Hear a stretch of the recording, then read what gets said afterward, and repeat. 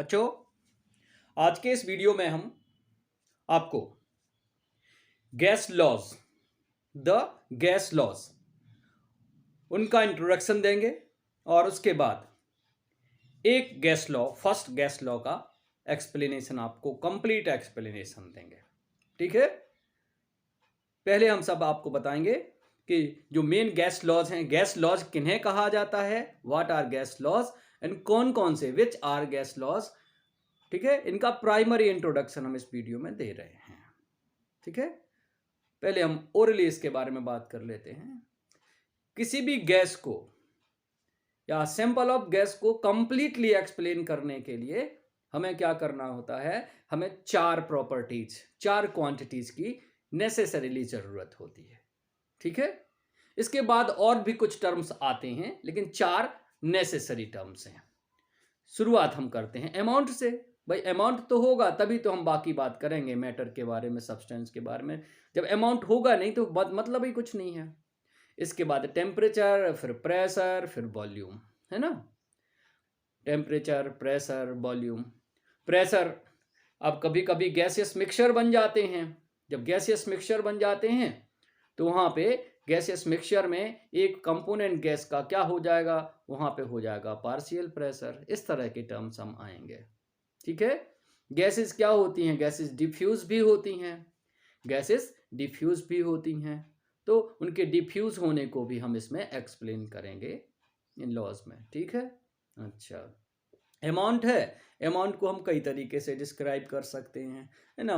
Primary तो होता है in terms of grams, means mass के टर्म्स में डिस्क्राइब करते हैं, है ना। लेकिन हम स्टैंडर्ड वे में नंबर ऑफ मोल्स के साथ डिस्क्राइब करते हैं, यानी हम मास के बजाय मोल्स का हम यूज करते हैं स्टैंडर्ड वे में। ठीक। अच्छा, और नंबर ऑफ मोल्स के बारे में बात करें तो फिर थोड़ा सा और आगे जा सकते हैं हम, क्या, नंबर ऑफ मॉलिक्यूल्स के बारे में बात करते हैं। तो चलिए हम स्टार्ट करते हैं। What is the meaning of the gas laws. Okay, on the basis of experimental observations, on the basis of experimental observations and experiences, some rules or laws were given to explain, some rules or laws were given to explain the behavior of gas. What is the meaning of behavior of gas here? Relations of T, P, V and N means temperature, pressure, volume and amount, number of moles, are known as the gas laws. मतलब experimental observations और experiences के base पे कुछ, यानी some rules and laws ये propose किए गए, दिए गए। ठीक है। काहे के लिए? To explain behaviour of gas, gases के बिहेवियर को एक्सप्लेन करने के लिए। बिहेवियर ऑफ गैसेस को एक्सप्लेन करने का मतलब होता है relation between temperature, pressure, volume, amount mainly. और भी बातें, बाकी बातें आप आगे आ सकती हैं, तो उनको कहा जाता है द गैस लॉज। ढेर सारे गैस लॉज हैं, उनमें से कुछ गैस लॉज का हम प्राइमरी इंट्रोडक्शन यहां पे दे रहे हैं। Some laws are as below. First Boyle's law. It was given by Robert Boyle ने ये दिया हमें। ठीक है, प्रपोज किया। टू रिलेट, क्या रिलेशन देता है ये? वॉल्यूम एंड प्रेशर को रिलेट करता है। शर्त यह है एट कांस्टेंट टेम्परेचर, यानी जब हम टेम्परेचर कांस्टेंट रखें तो प्रेशर और वॉल्यूम का क्या रिलेशन होता है, कैसे ये एक दूसरे पे डिपेंड करते हैं, उसको एक्सप्लेन करता है बॉयल्स लॉ। ठीक है। शर्त यहां पे रहेगी fixed amount of gas. Amount of gas ये जो है वो फिक्स्ड होगा। दूसरा है Charles law given by Jacques Charles, simply Charles. यहां क्या है, it relates volume and temperature, यानी वॉल्यूम और टेम्परेचर पर क्या रिलेशन होता है दोनों का, कब, एट कांस्टेंट प्रेशर, यानी प्रेशर, गैस का प्रेशर कांस्टेंट है तो टेम्परेचर और वॉल्यूम में क्या फर्क पड़ता है, यानी क्या रिलेशन होता है, यानी टेम्परेचर चेंज करें तो वॉल्यूम किस तरह से चेंज होता है। ये है आपका चार्ल्स लॉ। इसके बाद Gay-Lussac law, given by Amonton and then Gay-Lussac. थोड़ा सा इसमें ध्यान रखना पड़ेगा, given by Amonton and explain by Gay-Lussac. इसको कलेक्टिवली हम बात करते हैं, Gay-Lussac law given by Amonton and Gay-Lussac. To relate pressure and temperature, to relate temperature and pressure, pressure and temperature, on changing temperature pressure पे क्या change होता है, शर्त यहां पे है कि वॉल्यूम कैसा रखा जाए, कांस्टेंट रखा जाए, और अमाउंट कैसा है, फिक्स्ड है। अब इसके बेस पे हम वॉल्यूम प्रेशर लॉ कह सकते हैं इसको, ये वॉल्यूम टेम्परेचर लॉ कह सकते हैं इसको, तो इसी तरह से हम इसको कह सकते हैं प्रेशर टेम्परेचर लॉ। ठीक, अब फोर्थ नंबर पे आता है एवोगैड्रोस लॉ। ये दिया किसने, एमिलियो एवोगैड्रो ने, और relate number of molecules and volume, यानी नंबर ऑफ मॉलिक्यूल्स और वॉल्यूम, यानी नंबर ऑफ मोल्स और वॉल्यूम्स के बारे में बात कर सकते हैं। इसको रिलेट करता है at constant temperature and pressure, number of molecules या number of moles and volume.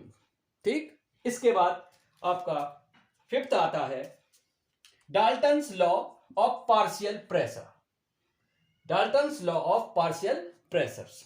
ये बड़ा सीधा, given by John Dalton to relate partial pressures and the total pressure of mixture. मतलब पार्शियल प्रेशर और टोटल प्रेशर, मतलब जब दो या दो से ज्यादा गैसेस का मिक्सचर बने तो गैसेस के पार्शियल प्रेशर और टोटल प्रेशर का रिलेशन देता है Dalton's law of partial pressure. और आखिर में जो हम पढ़ेंगे वो है Graham's law of diffusion. Diffusion का मतलब होता है ऑटोमेटिकली इंटरमिक्सिंग ऑफ गैसेस, किस रेट से इंटरमिक्स होती हैं उसे कहा जाता है rate of diffusion. Rate of diffusion के साथ जो डेंसिटी है डायरेक्टली इसको रिलेट किया किसने, थॉमस ग्राहम ने। तो this law was given by Thomas Graham to relate rate of diffusion and density of gas at constant temperature and pressure, and temperature and pressure कैसा रखा जाएगा, कांस्टेंट रखा जाएगा। These are gas laws, simply जो हमें पढ़ने हैं। अब हम इस वीडियो के नेक्स्ट पार्ट में एक गैस लॉ को एक्सप्लेन करेंगे और वो है बॉयल्स लॉ। तो आगे explanation of Boyle's law, complete explanation of Boyle's law. ठीक है, इससे ज्यादा कहीं जरूरत नहीं पड़ेगी आपको। देखिए शुरुआत करते हैं। इंट्रोडक्शन तो हम पहले दे चुके हैं आपको, तो इसको हम बाद में डिटेल्स में बोलेंगे नहीं। Given by Robert Boyle's to relate volume and pressure at constant temperature for a fixed amount of a gas. This is introduction. सबसे पहले हम स्टेटमेंट के बारे में बात करते हैं। Statement, eight constant temperature volume of a fixed amount of a gas, means amount is fixed, gas का amount fixed है, fixed amount of a gas is inversely proportional to the pressure, means pressure is increased, volume is decreased, volume is increased, pressure is decreased, means inversely proportional, pressure volume is inversely proportional to pressure। ठीक है, तो अगर हम बात करके रखें, if volume of a fixed amount of a gas at temperature T and pressure P, अगर volume temperature T हो, प्रेशर P हो और उसका वॉल्यूम V हो और फिक्स्ड अमाउंट हो, तो बॉयल्स लॉ क्या बताता है, V is inversely proportional to P and V is directly proportional to P, 1/P। ठीक, अब प्रोपोर्शनैलिटी को हम साइन ऑफ इक्वलाइजेशन में कन्वर्ट करेंगे तो आप जानते हो कि ये क्या है, कांस्टेंट आएगा, कांस्टेंट K आएगा, क्रॉस मल्टीप्लाई करेंगे तो मिलेगा PV equal to K, where K is constant depends on temperature and amount। K एक ऐसा कांस्टेंट है जो टेम्परेचर पे डिपेंड, यानी जो फिक्स टेम्परेचर है उस पे डिपेंड करता है और अमाउंट पे डिपेंड करता है। ठीक है, तो यहां पे हमें यहां जो हमने सॉल्व किया तो ये निकल कर आ गया पी वी इक्वल टू के। तो यहां से एक और स्टेटमेंट निकल कर आता है और वो स्टेटमेंट बनेगा कैसे? एट कांस्टेंट टेम्परेचर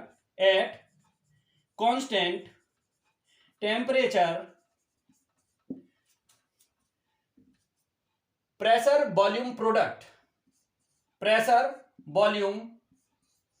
प्रोडक्ट किसके लिए? Of a fixed amount of a gas क्या होगा? Is a constant. This is another statement for Boyle's law. PV equal to KT। अब थोड़ा सा और आगे बढ़ते हैं, we know very well volume is equal to mass divided by density. This a relation between volume mass density, है ना? तो volume is equal to mass upon density. अब हम बात करते हैं यहां पे for fixed amount volume is inversely proportional to density. Volume is inversely proportional to density. If mass is fixed, amount is fixed, constant. Mean we can say हम क्या? V is directly proportional to 1 upon D. V is directly proportional to 1 upon D. अब थोड़ा सा हम Boyle's law को ले लें. V is directly proportional to 1 upon P. V is directly proportional to 1 upon D. V is directly proportional to 1 upon P. So P is directly proportional to D means pressure is directly proportional to density. तो एक और statement बन जाएगा means at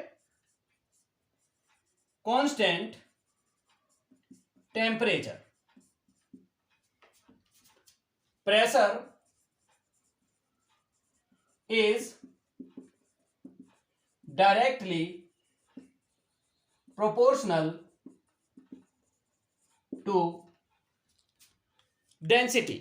directly proportional to density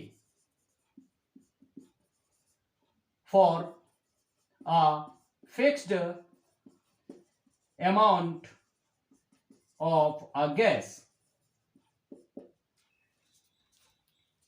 Means at constant temperature pressure is directly proportional to density.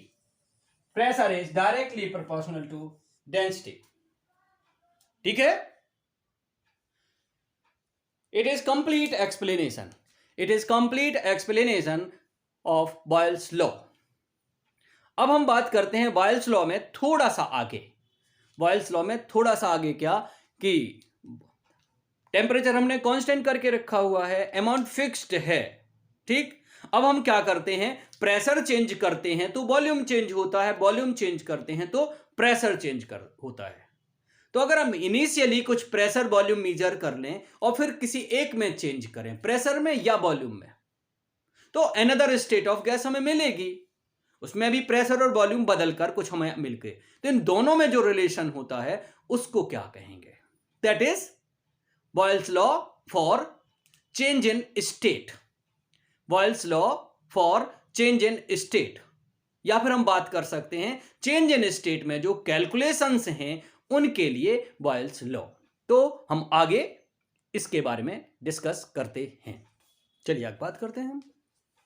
Boils law for change in state और calculations for a fixed amount of a gas at constant temperature T kelvin PV equal to K।